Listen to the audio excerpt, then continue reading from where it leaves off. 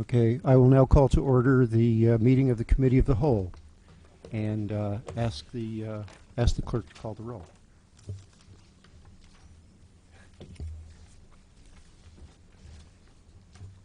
I will patiently ask the clerk to call the roll. I'm always patient, Phil.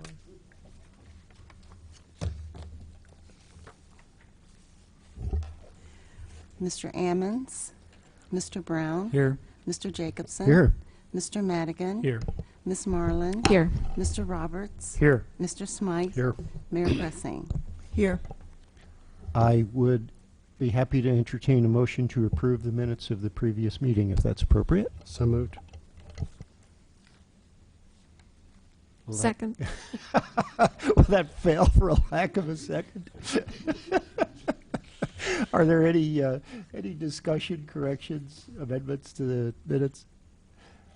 Okay, then I would ask that all in favor please say aye. Aye.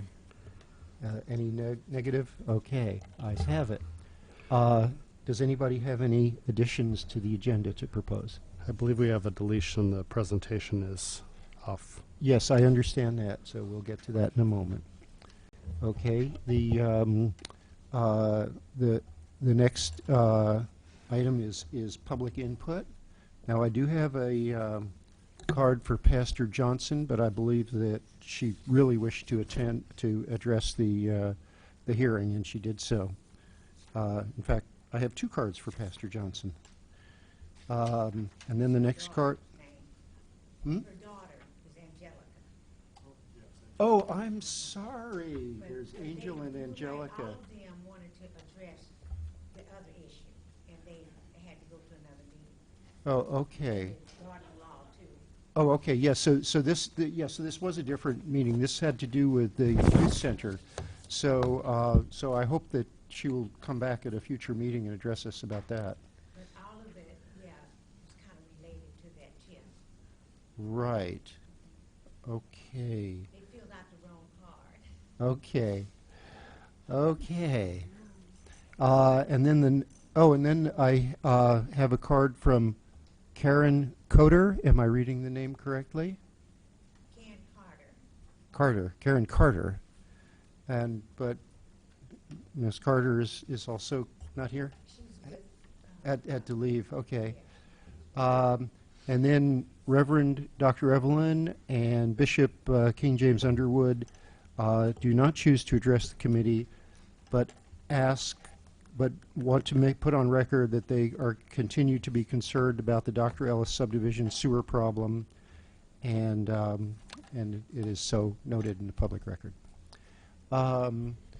And now we were originally scheduled for a presentation, but that presentation has been postponed to a later date. So it's now time for any staff reports, if there are any. And seeing. Oh, okay. Okay.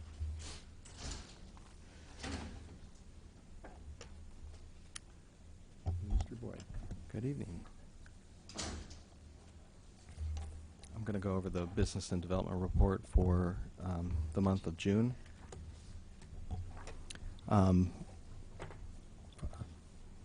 As you well know, under the Central Area TIF, we've had a public hearing. The consultant reminded me in the hallway, so I wanted to share with the council that in the redevelopment plan itself, the area is being qualified as a joint conservation area and a blighted area. And the conservation area refers to the fact that the properties are not blighted, the improved properties, but they have conditions that could eventually lead to blighting. Mm-hmm. However, the vacant properties were found to be blighted. So the actual finding of the report is not of the area being blighted, but of it being a conservation area for the improved areas and being blighted on the vacant areas, which is primarily parking lots that are dilapidated. For public art, Virginia Waller and her husband Jack Waller have made contributions toward the purchase of Stranger Reduction Zone, which is located at the Urbana Free Library. It's an interactive sculpture that will now become a part of the public art program's permanent collection. There is a new artist of the corridor, Judy Lee, This exhibition is titled Mini Master Painters. It's running now through September 12th, right here at the lobby of City Hall. There will be an opening reception on Thursday, July 14th, from 5 to 6:30 p.m., and refreshments will be served, and all are welcome. Libby Tyler will be speaking at a Smart Growth Conference in Washington, D.C. on July 18th. On July 25th, we will have our next food truck rally in front of the Civic Center. There will be a business and development luncheon coming up on August 23rd. The Sweet Corn Festival is August 26th and 27th, and the headliner Smash Mouth was recently announced. The Urbana Arts Expo is currently accepting applications for artists. That's not until September 18th, but time is now if you're an artist that would like to exhibit and sell works. This month, I'm skipping ahead, but there was a focus on the Philo Road area. A lot of exciting improvements happening in Philo Road. Planet Fitness has announced its intent to locate in the old Walgreens space, and the existing Hot Slots 132nd, which sells model cars or miniature cars, will remain on the site but will consolidate into a smaller location. Dottie's, I believe, is now open or near open at the Family Video building, and Family Video is planning to reduce the size of their current video rental store in order to make room for a Marco's Pizza, which is also a national chain, I believe new to Champaign-Urbana. U-Haul has occupied a tenant space in Southgate Plaza as well. So we have a good new business presence on Philo Road, many of which are national and regional brands. We celebrated the Griggs Brothers opening of their High Cross location, also in Southeast Urbana, although that might have been in July. I'm not exactly sure on the date of that.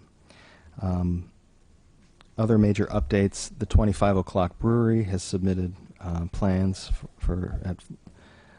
in downtown. League & Sons has had their permit issued.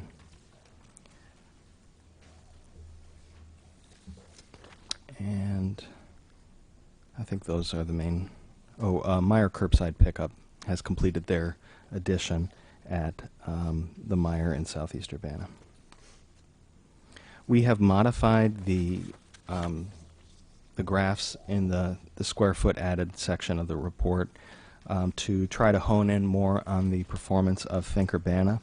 So on the lowest graph in that packet, next to the Think Urbana logo, you'll see single family and duplex residential added square feet. That's cumulative month over month, and it shows you 2015 versus 2016. So while we're currently below on 2016, we would hope to see those lines cross and pick up speed as the program gets better known and more people start enrolling in it. And I think that's all. Any questions? Yes, Mr. Brown. Yeah, I like the format that the report has now. I was wondering if we could also, if you could somehow designate which of these projects are receiving assistance under TIF or other business development incentives. If there was an easy way to do that in the chart, I think that'd be helpful. And then I know in the public hearing we don't really get a chance to discuss. So do you have a date when we will actually be voting on the TIF resolution yet? The proposed date would be to introduce the TIF ordinances. There will be 3 that were included in this packet and 2 additionals that close TIF 1 and amend TIF 2, the boundary. That would all occur August 1st to be introduced to Committee of the Whole, with final approval to occur at the soonest at the August 8th City Council meeting. There must be at least 2 weeks between the public hearing and the introduction of those ordinances. Okay, thanks. Diane? I had some questions about the graphs. Mm-hmm. On the total square feet added, is that commercial, institutional, residential? What does that actually refer to? I believe that is all new square footage added through our building permits. So that includes everything. I believe that includes everything, yes, but I can double check and make sure it's noted on future reports.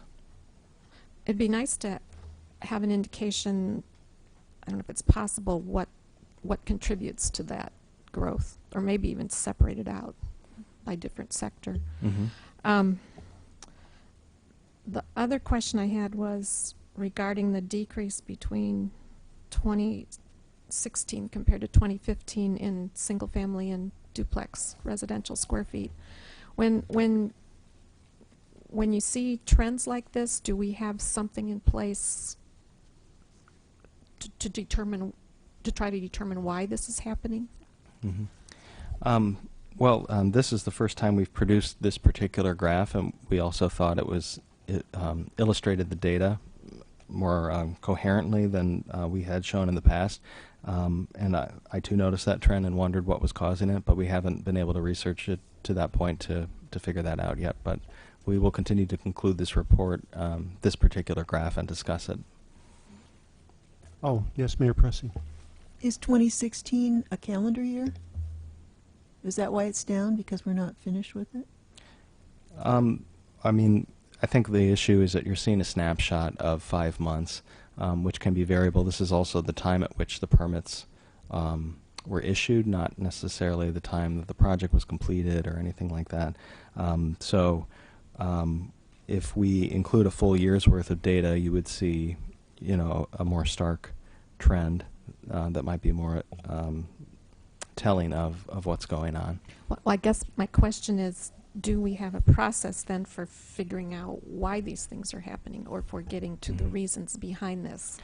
I would hope to explore that more. I don't think we have a set process for that, but we can certainly take a better look at the data and a broader look at the data and see if we can propose a trend that explains it, Okay. or an explanation. And can you remind me when Build Urbana ended? I'm just trying to figure out where that falls in this middle graph. I want to say 2013. Charlie, can you take the chair? I wanted to ask a question. So this is slightly peripheral and sort of nerdy, but I wonder if there's a national trend towards rental as opposed to ownership of single-family and duplexes. Is that, if we do find that we are in fact, that's happening with us, it would be interesting to see if it's a part of, if it's unique to us and Charlie can answer that. Charlie, you can't answer that, Charlie, because you have the chair. I know. Okay, I'll maybe take the chair Bill back. Brown, maybe Bill Brown can answer it. He may have heard the same report I did. Okay, Bill. No, yeah. Okay, I've got the chair now. Okay, Bill. Yeah, I actually won't speculate on that, but I wouldn't be surprised if there was a trend. I think there is, and last I heard, maybe there was. But for the local effect, I think Savannah Green was a huge effect, and that was probably 400 houses, 800,000 square feet. So that was probably the first 3 years was a big boom in Savannah Green. So I don't know what it'd be interesting to kind of know what it was before that, but I'm sure that the data might not go back that far. I guess what would be more interesting to me, I'm sure overlaying some kind of national trend would be interesting, but also comparing it to Champaign, Savoy, Mahomet, some of the others, if we can get that data, that would be kind of interesting, I think. Charlie, you want to educate us? No, I was just going to say that there is a national trend. NPR had an extensive report on it, or it might have been on Planet Money. I can't remember which. But so there might be a Planet Money podcast about it that we can go back and look at. But yeah, the trend is that young folks are not buying; they don't have the money to buy. So that's the important thing. The other thing too is the cost of real estate has gone above the means of many people as well. So it's a combination. Okay. Any other discussion on this point? Mayor Pressing. My understanding is that people live in apartments more than single-family homes now, younger people. Yeah, right. Okay. Real quickly. Yes, Mr. Madigan. So I really don't think this is necessarily about where people are living. It's more about how many square feet of residential property are we adding? So, while yes, I think a lot more people are renting because people can't get loans to buy houses like they could maybe at the height of the housing boom.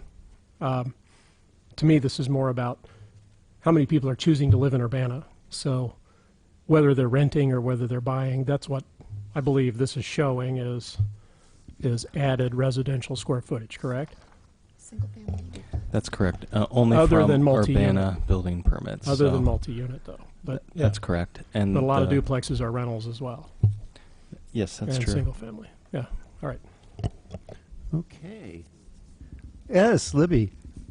Just some other thoughts. You know, I do think this is such partial information. It's maybe something definitely to track, but what we're trying to do is take a look at what is the difference that Think Urbana is making. It's too soon to say that, so it's certainly too soon to investigate why it's not taking off, because it's just started. It's marketing. I think this reflects the fact that construction remains very sluggish in lots of places because home construction is very expensive, because lending has changed since the recession, since we have, we're trying to jumpstart our subdivisions.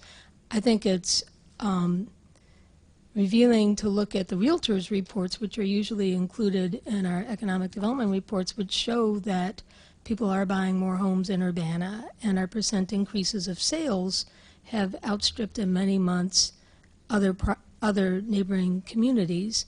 So that's healthy. So we're buying more homes. That's picking up. Now we need to use Think Urbana to start more new home construction.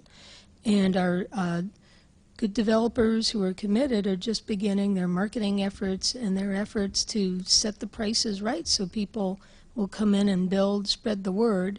So I think it is a little bit difficult just to look at the snapshot of a few months between 2 years to really understand where we're at and where we're heading.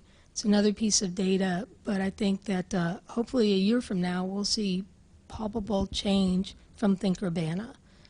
That's an important program. It's going to last maybe 15 years, but we want to make a difference. So I just thought I'd mention that. It's still encouraging in terms of the sales and the realtors' information. We want to see new housing construction. Mr. Muntz. Yeah, the Atkins Group has a special Build in Urbana area in their webpage, and they're selling lots for $30,000. I also did a little field trip around South Ridge and Stone Creek and saw 8 homes under construction. So, Okay. So, okay. If there are no further discussion of that, then we'll move to ordinance number 2016-07-055, ordinance revising annual budget ordinance, and this is coming from Public Works, it says. But that's, oh no, I'm sorry, I leaped over 2016-07-054, an ordinance revising the public year 2015-2016 annual budget, and this is from Finance, of course.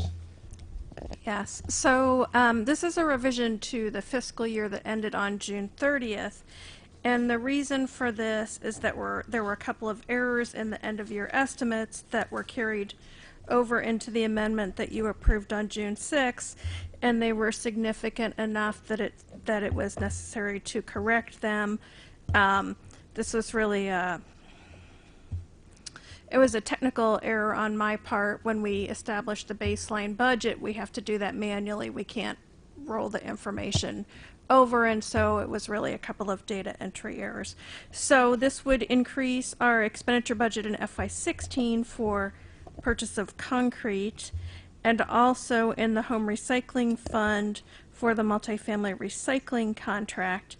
And I also see that there is an error in the total expenditures in the home recycling fund, and so I'll give you a corrected ordinance before next week. So if I'm if I want to be sure what's on the table. You'd like us to pass this, and then there'll be a second ordinance next week, or this will be revised for next week? No, you send this to council, please, and then I will give you a corrected version. One of the totals is just incorrect, but the Okay. changes are accurate. Okay. Any discussion? Or I move to send this to council recommendation for approval. I'll second. okay, motion and made and seconded. If there's no further discussion and seeing none, those who approve, please signify by saying aye. Aye. Aye. Any opposed? Okay. Next item is ordinance number 2016-07-055, revising the annual budget for ordinance for fiscal year 2016-27 with respect to Boneyard Creek expenses, and this one is from Public Works. Thank you. Actually, items 8 and 9 are related, so I'll probably talk about both of those. Before I get started with the report itself, there's an error in the square footage of the lot I wanted to point out in the first paragraph and in the first bullet on the first page. The square footage is 16,100 square feet, so where it says 18,630 and 18,360, the correct number is 16,100 square feet. Okay. Last fall, it came to our attention that this property at 202 Wood Street, or we refer to it as 202, 204, at one time there was a home on 204 that's been demolished some time ago. And this is at the intersection of Locust Street and Wood Street, kind of in the south and east or east side of Wood Street. Locust Street extended, and it's right adjacent to the Boneyard Creek.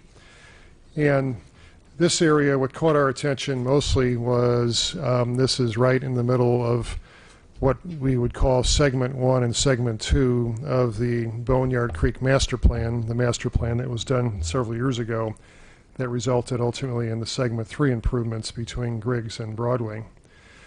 So after receiving positive indications to pursue this purchase, I've been in contact with the owners of the property and went through a series of steps, including appraisals and environmental site assessments and discussions with putting together a agreement for purchase.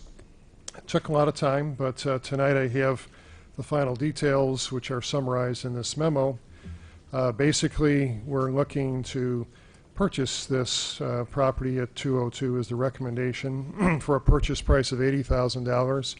The appraised value was $85,000, but we did find that there was asbestos-containing materials on this site, and to be fair to the city, fair to the property owners, we agreed that there would be $5,000 in extra costs to abate that material, and the reason why that's important is it's in our recommendation that we would demolish this property, not keep it in place and rent it out.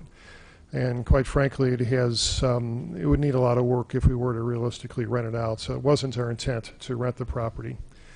The 5 units are all vacant. The last tenant moved out in May, so it's an empty property. And getting some ballpark budget estimates from demolition contractors, we have a $40,000 cost estimate to demolish this property. Hopefully that would be the high bid if we receive bids, but that's the budgeted number we have for demolishing. But in the backgrounds and facts, we talk about the desirability and location of this, that initially it would be green space if and when we come to the planning and designing of Segment 1 and 2. This property would fit nicely from a location standpoint with those future improvements. And I guess I'll stop and answer any questions. The next step would be 2 ordinances. One would be a budget amendment ordinance. And let me speak to that because it's a little bit confusing. There is money in the Boneyard improvements left over, if you will, from the bond issue for this, to pay for this project. However, we do have to carry money over into what is now this current fiscal year for final payments on the Boneyard project. There's still money withholding because there's still some minor punch list items that need to be corrected. And secondly, because we have some dollars left over, we've put aside $25,000 to upgrade the mini park, which we deleted, if you remember, when we were cutting things out of the project initially. This is at the northeast corner of Water Street and Broadway Avenue, directly across the street of the Black Dog Restaurant. What happened, council action approved some time ago the sale of some land in this mini park so that the Black Dog Restaurant could more appropriately size their parking lot to have 90-degree parking. We sold that land in agreement with them, and as a result, it was a tired old park, and we're going to fix it up and make it look great when we're done, and it'll be done by our crews next spring. So there's $25,000 for materials costs to redo the mini park by Arbor Division. There's $110,000 that we need to make final payment to the contractor for all the Race Street, Broadway, Boneyard improvements. And then this $120,000 is to pay for the acquisition of the property and the demolition of the building. And all that adds up to $255,000, and that's what you see on the budget amendment ordinance. The second ordinance then would authorize the city with the purchase of this property, and the legal division has been involved in interacting with the attorney who's representing the sellers, who is in attendance here tonight, Jenny Park, in case there's any questions for her, but she's representing the sellers of the property. Charlie, yes.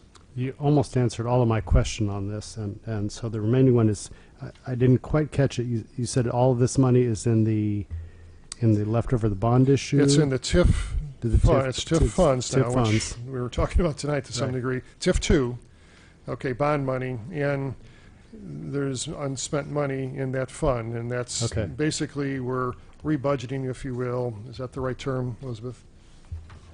Okay, to this coming fiscal year, so that this money would be available for those three things. Got it. Okay, thank you. Okay. Yes, Dennis. And just to ask a question about the proposed redesign for the mini park, is this a good location for art in the park or art sculpture? It's right on the avenue, Boneyard Avenue. Might be a nice location for something to be included in the design. I think that would be considered. We went through a pretty good process to come up with the concept plan and then further into the actual preliminary design with public meetings. So what this acquisition does, it gives us that much more area to talk about what we can do or can't do. I can tell you 15 years ago or so, there was thought of needing more parking downtown. Fancy that, and would this be a good spot for parking, for example? So I don't think that's what we want to see. We want to include it with Boneyard improvements, but maybe there's parking needed in some part of this area just for access to the Boneyard. But to answer your question, certainly it could be a location for art sculptures. It also could be a Founders Park area or an enhancement of that too. I know that might be some idea we want to consider monumenting or plaquing or sculpturing or whatever. But we would like to extend the trail and walkway and bike system. I appreciate that comment. I agree with it. I was actually thinking of the mini park. On Broadway. I'm sorry. The park I was considering was 5 blocks a away. little bit smaller. I'm sorry. Boy, I'm not a good listener. Okay, that park.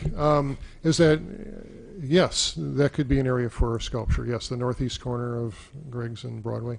Okay. It could be, yes. That sounds nice. Yes, Bill.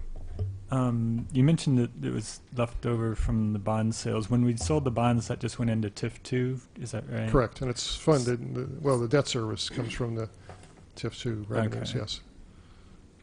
And then, first, thanks for your work on negotiating the price on this property. That seems pretty reasonable to me. And I think you answered most of my questions in an email earlier about this fund that was left over, but the $255,000 doesn't add up to the total amount that had been rebudgeted in prior years.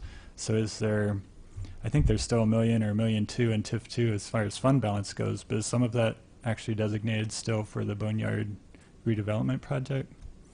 Or this would be it? This is it for the Boneyard project. Okay. This is it. So if there's a fund balance in TIF 2, that That's probably has available. been identified for other expenditures.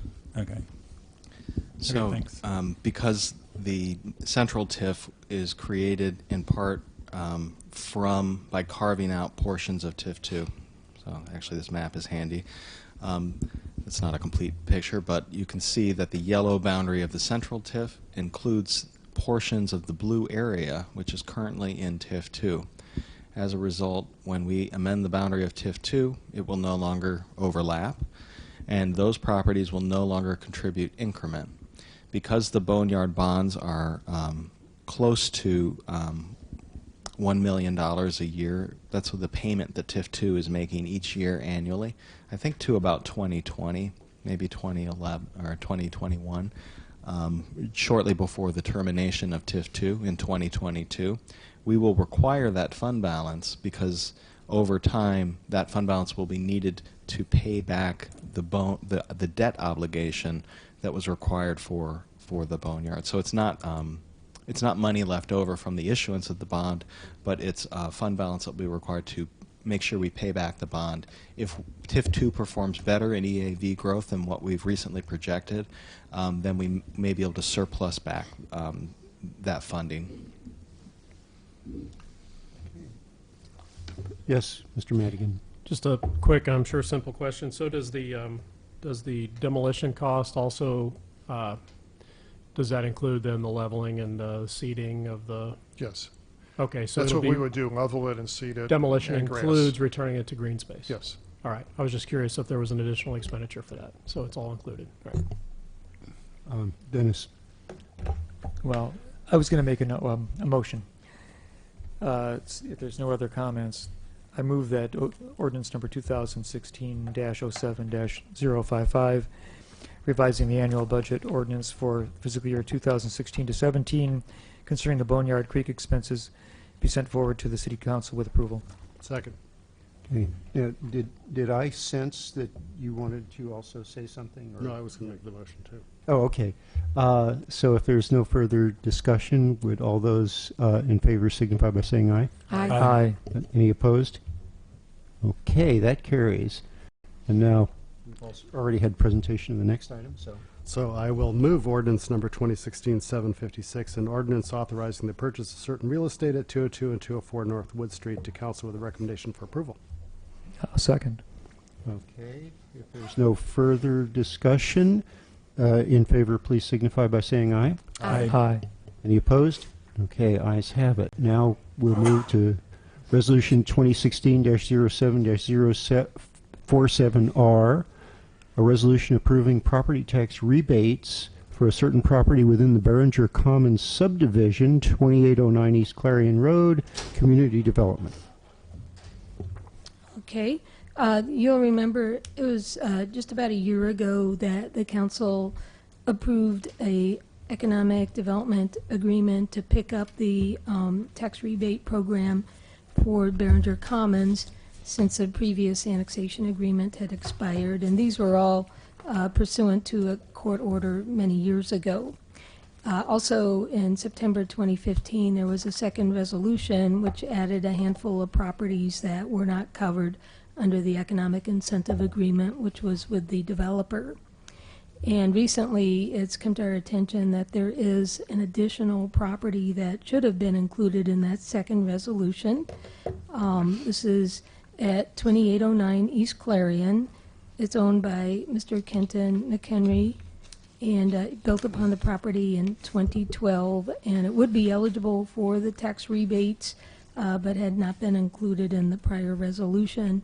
It's not within the enterprise zone, and it has already been built upon. This resolution would correct that oversight by adding the property into the same program. The years that it would be, property would be eligible for the tax rebate, and again, this is a difference between the overall rate in Champaign and the overall rate in Urbana, similar to what we did in Build Urbana. And those eligible tax years would be 2015 to 2021, and the first year would amount to $1,368. That would be the initial impact, and overall there would be a positive fiscal impact in assisting with the build-out of this subdivision. There would be no budget amendment necessary, as these have already been budgeted in the current fiscal year budget. Okay. Any questions? Questions, comments? Dennis? Yeah, more of a comment. So I don't have any problem allowing this gentleman to add his house into the bundle that. Okay, so we missed it. So that's fine. But I was looking at kind of just really like absorbing the overall implication of the Behringer Commons real estate development should it be built out completely. I counted 71 empty lots in the complex according to the aerial map that was provided for us. And I read in one of these documents that in a 5-year period of time, $20,000 were remitted to homeowners for any property that was in the Builder Ban program at this time. So if you multiplied $20,000 over 5 years times 71 lots, you get about $1.5 million worth of income return to the homeowners during that 5 to 7 year period, which is a loss of income to the city of Urbana. Now we do realize that we are going to be hopefully capturing more value as homes are built, because they're going to be built for a considerable amount of money per lot. But I'm just pointing out that the city is allowing itself to bypass a considerable amount of income over the next several years to allow this to happen. We certainly hope that the result is going to be a positive one for our community, and the investment will be a valid one in the long run. So, I think you're. Go ahead, respond, and then I'll I think call for your. Mr. I Madigan. didn't follow totally, but I think your arithmetic is under the Builder Ban. I'm sorry, Think Urbana. That deep of an incentive, the 25,000. Mm-hmm. Is that right? Not under the prior Builder Ban, which was a lower well, it was incentive. based on a 7-year. It was based on a 7-year period, and I know that the amount diminishes by 20% pretty much every year. Okay, so there's two things going on here. Okay, One are the Behringer tax rebates, okay, which was that difference that I mentioned. Right. And those, it's a smaller amount over 7 years. So as an example for this home, which would be typical in Behringer, the rebate is $1,300 but for 1 year. for 1 year. And then it continues for 6 more years, correct? Right. Okay. So that wouldn't be It wouldn't be 25,000. Okay. But I do think it's an interesting point. I mean, so that's one calculus. As we move into the Think Urbana is to replace the unbuilt properties in Right. Behringer. And when we reviewed Think Urbana, we understood and presented what a much deeper incentive that is. And it's because of the other taxing bodies participating. So the impact on the city, I guess I'd have to look to see, how much more would it be for the city? Probably more under Think Urbana, but the reason those numbers are so big is because all the other taxing bodies, primarily schools and the others, will be paying for that.